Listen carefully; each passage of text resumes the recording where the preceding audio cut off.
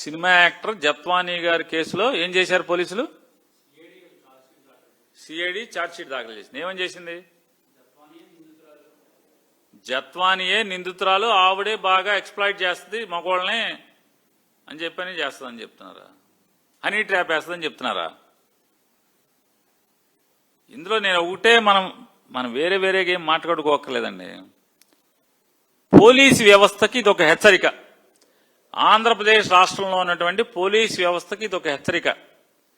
నారా చంద్రబాబు నాయుడు గారు పోలీసుల్ని అడ్డంగా వాడుకుని తప్పుడు పనులు చేయించి ఏ రకంగా వాళ్ళని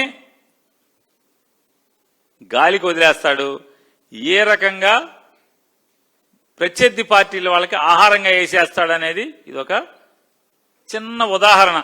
నారా చంద్రబాబుని నమ్ముకుంటే ఏమైపోతారు, శంకరగిరి మాన్యాలు ఎలా పట్టిపోతారు అనేది ఆ కేసులో ఎఫ్ఐఆర్ కట్టిన ఇన్వెస్టిగేషన్ ఆఫీసర్స్ కానీ, ఎంక్వైరీ ఆఫీసర్స్ కానీ, డీజీపీలు కానీ ఎవరెవరైతే దాంట్లో ఏలెట్టి కాలెట్టి చూశారో, వాసన చూశారో జత్వానీ కేసులో అందరూ కూడా ఖచ్చితంగా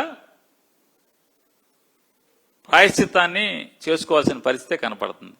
చంద్రబాబు పోలీసులే ఆంధ్రప్రదేశ్ రాష్ట్రంలో ఉన్నటువంటి ప్రస్తుతం చంద్రబాబు నాయుడు ప్రభుత్వాన్ని నమ్ముకుని, చంద్రబాబును నమ్ముకుని, వాళ్ళ ఎమ్మెల్యేలను నమ్ముకుని, మంత్రులను నమ్ముకుని తప్పుడు పనులు చేస్తున్నటువంటి, దొంగ కేసులు కడుతున్నటువంటి వైఎస్ఆర్ కాంగ్రెస్ పార్టీని తప్పుడు కేసులతో వేధిస్తున్న పోలీసులందరిలారా చెవులారా వినండి. విజయవాడలో జరిగినటువంటి కాదంబరి జత్మలాని అనే ఒక సినీ నటి కేసు మీ అందరికీ ఒక కనువిప్పు కాబోతుందనేది కూడా చూసుకోండి. ఒక్కసారి ఆ కేసును చూసుకోండి, కనువిప్పే.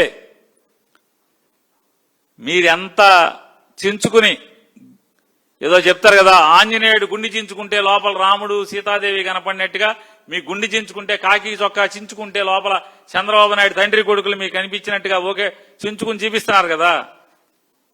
ఏం చేశాడు మిమ్మల్ని? ఎంత కమ్మేశాడు అనుకున్నారు? కడప స్టీల్ ఫ్యాక్టరీకి అమ్మేశాడు మిమ్మల్ని. ఎంత తీసుకున్నాడు? 300, 500? ఎంతకో అంతకులే మొత్తం మీరందరూ అయిపోయారు.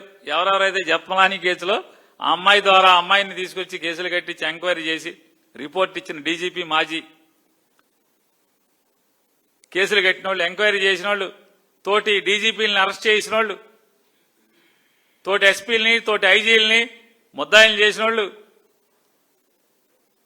మీరందరికీ ముందుంది ముసళ్ళ పండగ. అది మాత్రం చంద్రబాబు నాయుడు మీ అందరికీ తేటతెల్లం చేశాడు. ఇవాళ జాగ్రత్త, చంద్రబాబు నమ్ముకోబాకండి పోలీస్ ఆఫీసర్లారా, ఐఏఎస్ ఆఫీసర్లారా.